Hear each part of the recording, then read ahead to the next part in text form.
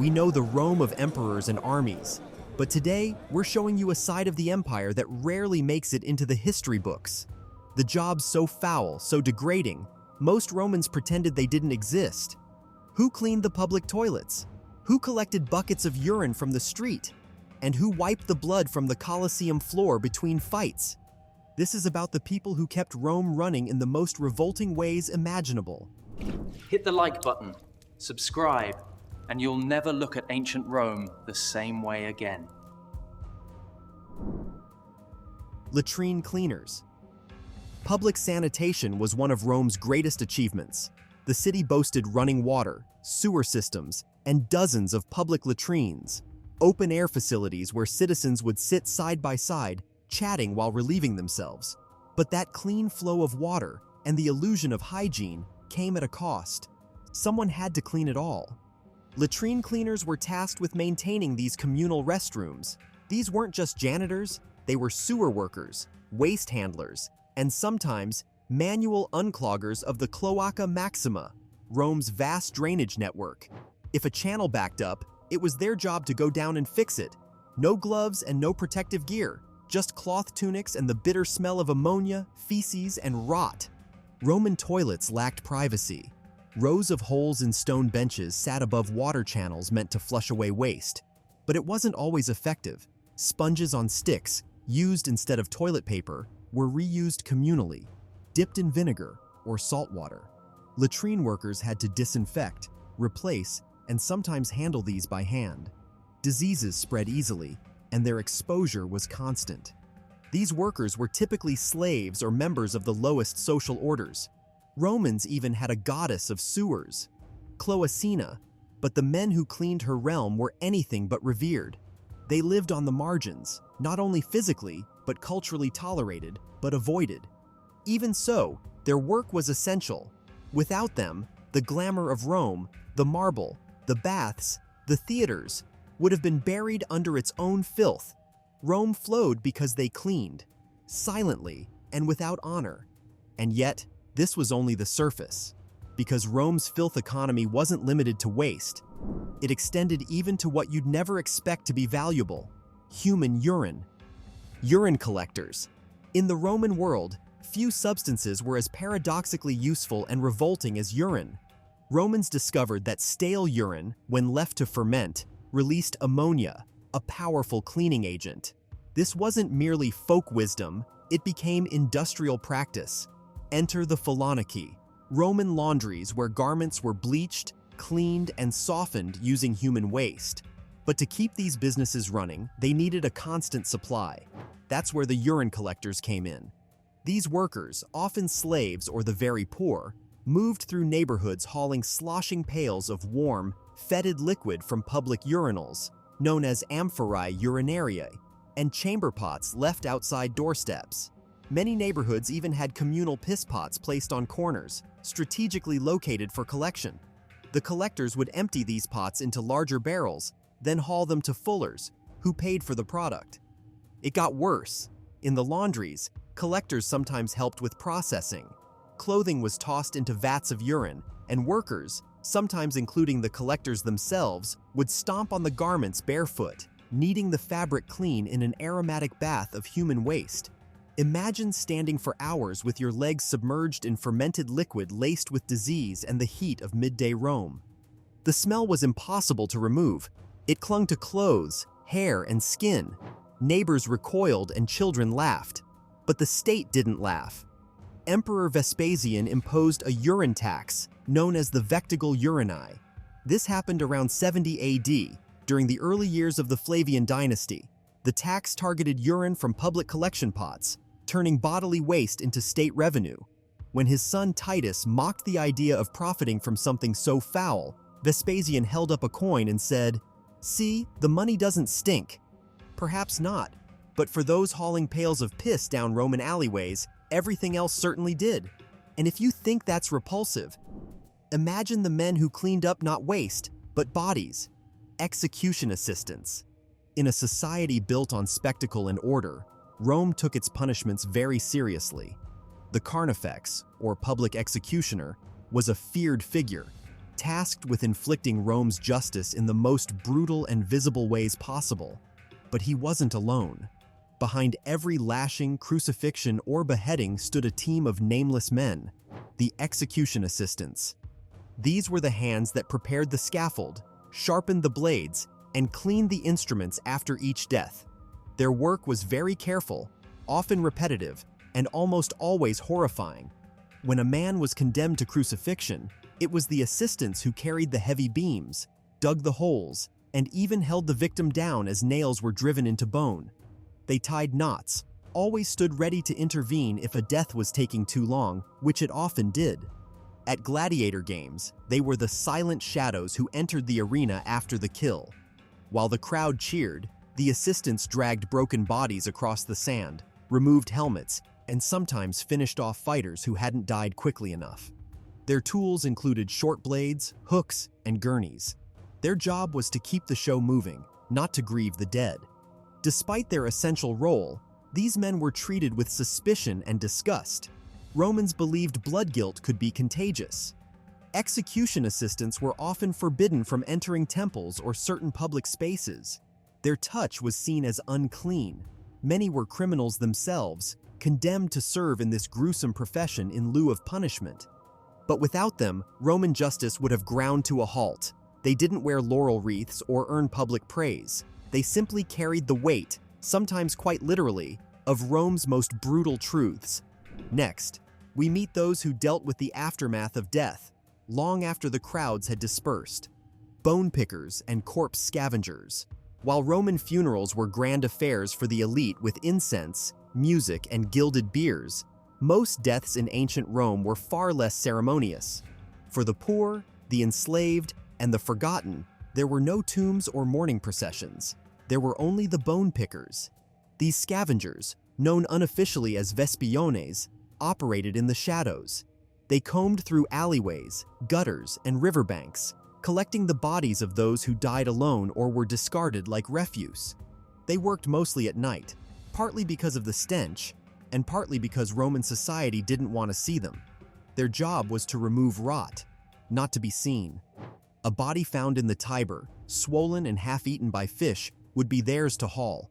A beggar who died unnoticed on the steps of a tenement?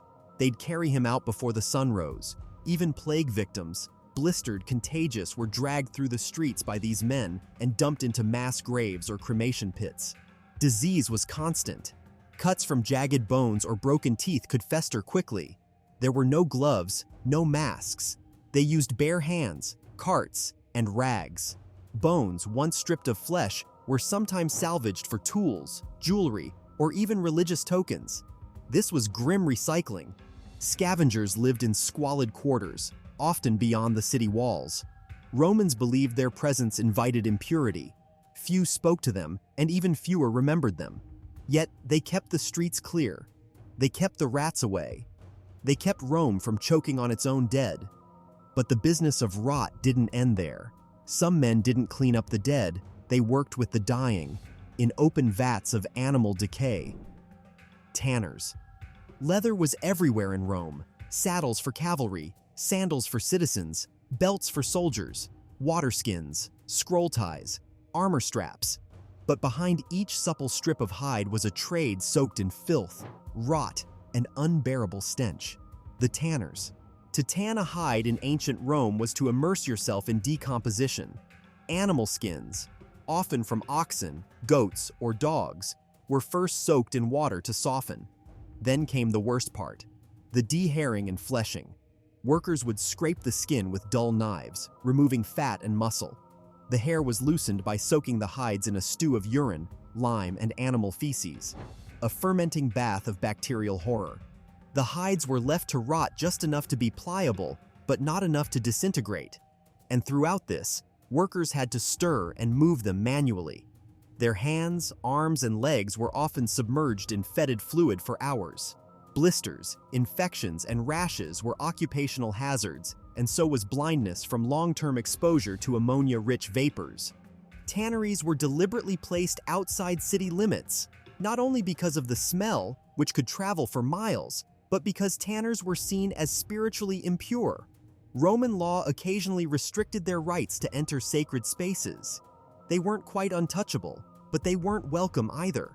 Despite the social stigma, their work was indispensable. Rome marched on leather soles. Roman tents, saddles, and armor depended on their labor. Yet while generals were awarded triumphs, tanners were awarded coughs and social exile. Their world was one of decay, but from it came tools of empire. And as you'll soon see, even the arena, Rome's most glorious stage, needed men whose job was no less foul than the tanners. Only their work began where the blood hit the sand. Gladiator blood spongers. The Colosseum, Rome's most iconic monument, was a marvel of entertainment and cruelty. Up to 50,000 spectators would gather under its awnings, not for music or speeches, but to watch men bleed, animals kill, and bodies fall.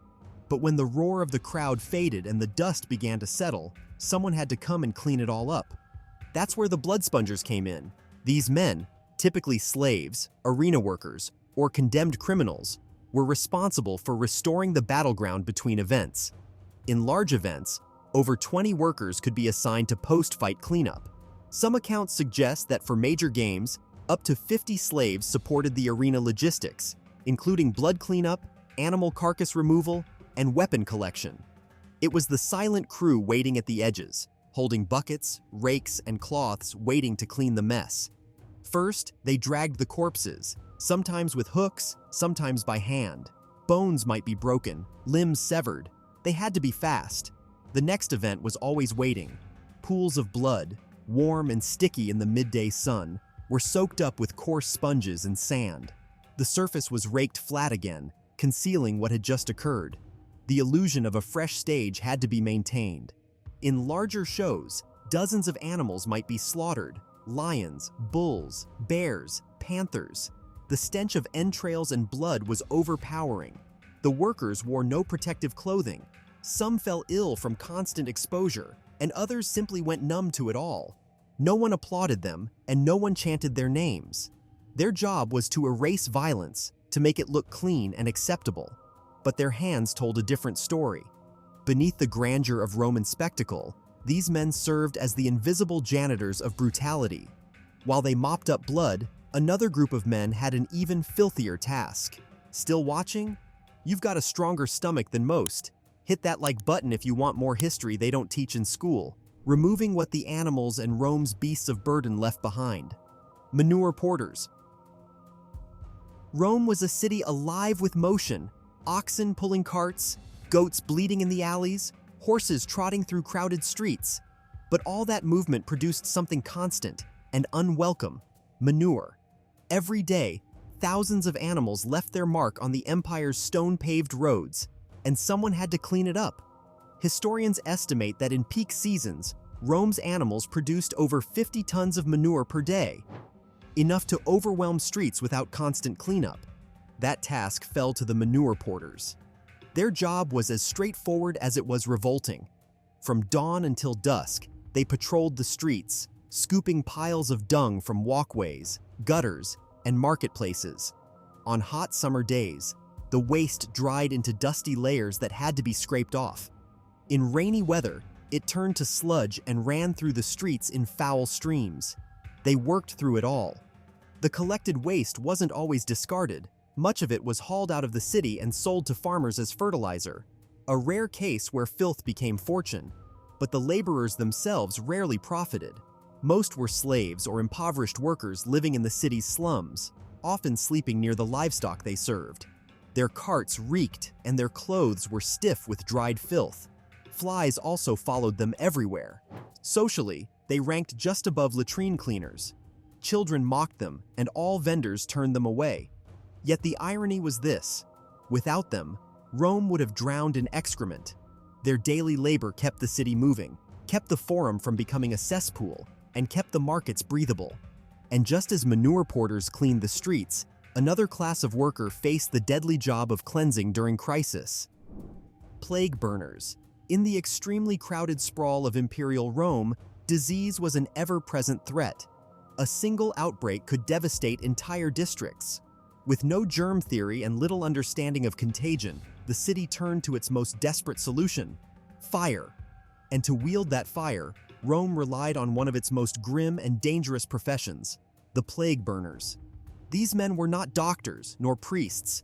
They were often slaves, criminals, or conscripts, ordered to perform the city's most dangerous form of sanitation. When plague swept through Rome, whether typhus, smallpox, or one of the many unknown illnesses that haunted its history, entire neighborhoods were sealed off, and within them, the burners went to work. Their task was brutal. Infected furniture, bedding, clothes, even entire homes were set alight. Carts loaded with bodies, sometimes dozens at a time, were wheeled out of the city and thrown into pits, burned with oil-soaked straw and wood. The smell of burning flesh and fabric stayed in the air for days. To protect themselves, plague burners wrapped their faces in vinegar-soaked cloth, believing the sharp scent would ward off sickness. It didn't. Many fell ill and died shortly after completing their duties. But the city couldn't stop. Someone had to destroy the infected materials, or Rome risked losing far more. There were no honors for plague burners. Sadly, no statues and no thanks. In some cases, their families were ostracized, as if their association with disease extended beyond the flames. But in a time before vaccines or sanitation science, fire was the closest thing to medicine, and the men who bore the torch did so knowing they might never return. Now our next job takes us from death to decadence, to the slave who cleaned vomit at the height of Roman indulgence. Vomit cleaners at banquets. To dine with Rome's elite was to witness excess elevated to ritual. Reclining on cushioned couches, wealthy Romans gorged themselves on exotic meats and imported wines. Banquets could last for hours, even days, blurring the line between meal and spectacle. But what happened when the appetite outpaced the body? That's where the vomit cleaners came in. These attendants, usually enslaved youths, were part of the household staff, but their role was far from glamorous. Their job was to remain out of sight, hovering behind curtains, armed with cloths, basins, and water. Their purpose? To clean up after diners who overindulged and purged themselves to make room for more. In some cases, guests would vomit discreetly into bowls. In others, it happened without warning, onto marble floors, table legs, or even down their own tunics. And the slave would rush in, silently wiping away the mess before it interrupted the meal. The smell had to be masked with perfumes or fresh herbs. The guest was not to be embarrassed. Only the slave. Roman sources, including Seneca and Petronius, refer to these scenes with a mix of disdain and weary familiarity. Guests prided themselves on their capacity to eat, even boasting of their regurgitation between courses. It was a symbol of privilege, of living above consequence. But for the boy kneeling beside the feast, it was humiliation. His job was to erase the cost of decadence, to pretend the body never rejected what it couldn't contain. And nowhere was that illusion more grimly upheld than at the foot of a cross. Crucifixion Laborers. Crucifixion was Rome's ultimate punishment. It wasn't simply execution, it was a public message, a spectacle of humiliation, agony, and deterrence. To be crucified was to be erased, socially and physically. But what's often forgotten is the work behind the spectacle, the laborers who prepared and staged this machinery of death. These men were criminals sentenced to forced labor, or slaves given the most dreaded assignments. They built the crosses, usually crude wooden beams, sometimes recycled from previous executions. They dug the post holes, lifted the structures, tied and nailed the condemned into place. It was brutal and quiet exhausting. Crucifixions happened along roadsides or hills outside city walls, where travelers would see them. The laborers had to transport the victims, often through jeering crowds. After death, they removed the bodies, sometimes days later, once decomposition had begun. Birds picked at the flesh and the corpses twisted in the wind. Still, someone had to cut them down. Then came disposal. In many cases, the bodies weren't granted burial. They were dumped in mass graves or burned. Laborers cleaned the beams, mended ropes, sometimes even repainted signs bearing the charges of the crucified. If the cross was still usable, it was erected again the next day. Roman citizens wanted nothing to do with crucifixion laborers. Priests shunned them, and so they lived at the edge of society. necessary, but invisible. Yet the order Rome so prized, the Pax Romana, was enforced with nails, rope, and their hands. We don't talk about these people, not in classrooms, not in museums, but they were there every day, behind the walls, under the streets, cleaning up what Rome left behind. None of it was noble, most of it was disgusting, and all of it was necessary. So much of what we admire about ancient Rome only worked because someone else carried the filth. Not the heroes, not the emperors, just people doing jobs no one wanted. If you had to choose one of these jobs, which could you live with? Let us know below. And if this made you think, subscribe to our channel. There's more history like this, just beneath the surface.